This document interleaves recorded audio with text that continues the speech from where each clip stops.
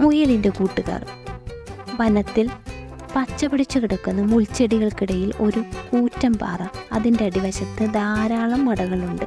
ചെറിയ മൃഗങ്ങൾ പലരും അവിടെ താവളമുറപ്പിച്ച് കഴിഞ്ഞുകൂടുന്നു. പാറയുടെ ഒരു വശത്ത് തഴച്ചു നിൽക്കുന്ന ഒരു അരയാലിൻ്റെ വേരുകൾ ചേർന്ന് പിടിച്ച് ഒരു മാളമുണ്ട്. അതിൽ 2 മുയലുകൾ താമസിച്ചിരുന്നു. മാളത്തിൻ്റെ മുഖം ആലിൻ്റെ വേരുകൊണ്ട് മറഞ്ഞിരുന്നതിനാൽ അവ സുരക്ഷിതമായി അവിടെ ജീവിച്ചു. ഒരു ജന്തുവും പെട്ടെന്ന് മാള കണ്ടെത്തുകയില്ല. പകലെല്ലാം ഇരതേടി നടന്ന് അന്തിക്ക് മുമ്പ് അവർ മാളത്തിൽ തിരിച്ചു കയറും. നല്ല നിലാവുള്ളപ്പോൾ മുയലുകൾ പാറപ്പുറത്ത് കയറിയിരിക്കും. നിശബ്ദവും ഭയാനവുമായ ആ വനമധ്യത്തിൽ നിലാവിൽ കുളിച്ചു നിൽക്കുന്ന വനഭംഗി കാണാൻ വലിയ കൗതുകമാണ്. കാറ്റടിക്കുമ്പോൾ ഇലകൾ ഇളകുമ്പോൾ നിഴലുകൾക്കുണ്ടാകുന്ന ചലനം ചില ദുഷ്ടമൃഗങ്ങൾ ഓടി വരുന്നത് പോലെയും ലാക്കു നോക്കിയിരിക്കുന്ന പോലെയും തോന്നും. മുയലുകൾ ഭയന്നോടി മാളത്തിൽ വിളിക്കും. ഒരു വിഷമം കൂടാതെ അവർ അങ്ങനെ ചിന്തിച്ചു പോന്നു. ഒരു ദിവസം അവർ ഒരു യാത്രയ്ക്കൊരുങ്ങി. തങ്ങളുടെ അകന്ന ബന്ധുക്കളെ മലയ്ക്കപ്പുറത്ത് താമസിക്കുന്നുണ്ട്. 2 പേരും കുറേ കിഴങ്ങുകളുമായി പുറപ്പെട്ടു. അന്തിക്ക് മുമ്പ് ബന്ധുവിൻ്റെ വീട്ടിലെത്തി. വിരുന്നുകാരെ കണ്ടപ്പോൾ ബന്ധുക്കൾ വളരെ സന്തോഷിച്ചു. വളരെ നാളുകളായി തമ്മിൽ കാണുകയാണ്. അതുകൊണ്ട് 4-5 ദിവസം ഇവിടെ താമസിക്കണമെന്നും കൂട്ടരെ പലരെയും കണ്ട് പരിചയപ്പെടണമെന്ന് നിർബന്ധിച്ചു. കിഴങ്ങുകളും പയറുവർഗ്ഗങ്ങളും ധാരാളം കൊണ്ടുവന്നിരുന്നു. അത് ബന്ധുക്കൾക്ക് കൊടുത്തു. അവർ പലതും പറഞ്ഞ് സമയം നീക്കി. ഒരൊറ്റ കൊമ്പനാന വരുത്തിയ നാശങ്ങളും നായാട്ടുകാർ മൃഗങ്ങളെ കൊല്ലുന്നതും എല്ലാം അവർ പറഞ്ഞു. അങ്ങനെ പറഞ്ഞാലും തീരാത്ത അനേകം കഥകൾ അവർ പരസ്പരം പറഞ്ഞുകൊണ്ടിരുന്നു. 4-5 ദിവസം പോയതേ അറിഞ്ഞില്ല. മുയലുകൾ പിന്നീട് ബന്ധുക്കളോട് യാത്ര പറഞ്ഞ് സ്വന്തം മാളത്തിലേക്ക് തിരിച്ചു. വഴിക്ക് അവർ തങ്ങൾക്ക് ലഭിച്ച സ്വീകരണത്തെക്കുറിച്ച് സംസാരിച്ചു. വഴി നടന്നത് അവർ അറിഞ്ഞില്ല.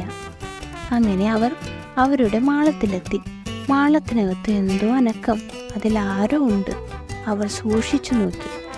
ഉഗ്രനായ ഒരു മൂർഖൻ പാമ്പും. മുയലുകൾ പറഞ്ഞു, "ചങ്ങാതി, ഇത് ഞങ്ങളുടെ വീടാണ്, ഒന്നൊഴിഞ്ഞു തരണം."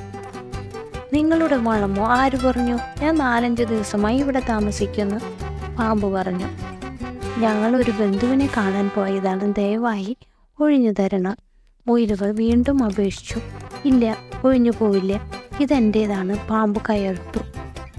മുയലുകൾ വിഷമിച്ചു. പാമ്പിനോട് എതിരിടാൻ ശക്തിയുമില്ല. പാമ്പിന് നല്ല വിഷമുണ്ട്. അവ ദുഃഖിച്ച് വീണ്ടും ചോദിച്ചു, "ചങ്ങാതി, ഞങ്ങൾ പാവങ്ങളായതുകൊണ്ടാണോ ഈ കുടിയേറ്റം?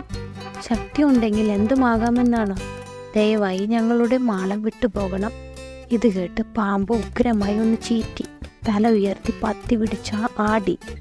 ഇത് കണ്ട് ഭയന്ന മുയലുകൾ പിറകോട്ട് മാറി. അവർ അകലെ ചെന്നിരുന്നു പലതും ആലോചിച്ചു. ഒരു മുയൽ പറഞ്ഞു, "നമ്മുടെ അപ്പൂപ്പൻ ഒരു സിംഹത്തെ കിണറ്റിൽ ചാടിച്ചതാ. എന്നിട്ട് നമുക്കൊരു പാമ്പിനെ വിരട്ടുവാൻ സാധിക്കുന്നില്ലല്ലോ. ഇവനോട് മര്യാദയ്ക്ക് പറഞ്ഞാൽ നടക്കില്ല, വിരട്ടി ഓടിക്കണം. അതിന് നമുക്ക് വഴി ആലോചിക്കണം."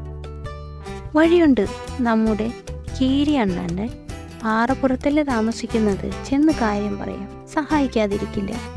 മുയലുകൾ 2 പേരും കൂടി ഉടനെ ചെങ്കീരിയുടെ മാളത്തിനെത്തി.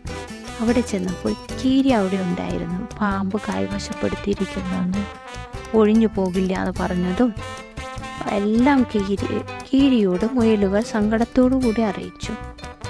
"നിങ്ങൾ എൻ്റെ കാര്യം പറഞ്ഞില്ലേടാ?" കീരി ചോദിച്ചു. "പറഞ്ഞേ, എന്നിട്ട് ചെന്നിങ്ങ് വിളിച്ചുകൊണ്ട് വരാൻ പറഞ്ഞ് ആ ധിക്കാരി പറഞ്ഞു."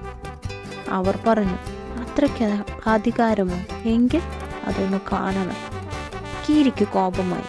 അത് മുയലുകളുടെ കൂടെ ഇറങ്ങിത്തിരിച്ചു. ഞാനുണ്ടെന്നറിഞ്ഞാൽ പാമ്പ് ഇറങ്ങി വരികയില്ല. മാളത്തിനകത്തിട്ട് തല പറിക്കാനും പ്രയാസമാണ്. അതുകൊണ്ട് നിങ്ങൾ അവനെ ശകാരിച്ച് പുറത്തിറക്കണം." കീരി വഴിക്ക് വെച്ച് പറഞ്ഞു. മുയലുകൾ നേരെ മാളത്തിൻ്റെ വാതിലിൽ ചെന്നു. "എടാ ദുഷ്ട പാമ്പേ, നീ ഇറങ്ങത്തില്ലേ? ചുണയുണ്ടെങ്കിൽ വെളിയിൽ വാടാ, നിന്നെ തുണ്ടമാക്കും." മുയലുകൾ വിളിച്ചു പറഞ്ഞു. അത് കേട്ട് കോപിച്ച പാമ്പ് ചീറ്റിക്കൊണ്ട് മാളത്തിന് പുറത്തു വന്നു. പത്തി പിടിച്ച് ആടിക്കൊണ്ട് ചോദിച്ചു, നിങ്ങളിൽ ആരടാ ആദ്യം ചാകാൻ വരുന്നത്? നിങ്ങൾ എന്നെ തുണ്ടം തുണ്ടമാക്കുമല്ലടാ. അത് പൂർവാധികം ശക്തിയോടെ തല ഉയർത്തി മുയലുകളെ മാറി മാറി നോക്കി. ഈ തക്കത്തിന് കീരി ഒരു കുതിപ്പ്. പാമ്പിൻ്റെ തല കീരിയുടെ വായ്ക്കകത്തായി. ഉടൽ മണ്ണിൽ കിടന്ന് പിടഞ്ഞു. മുയലുകൾക്ക് സന്തോഷമായി. അവ കൃതജ്ഞതയോടെ കീരിയെ യാത്രയാക്കി.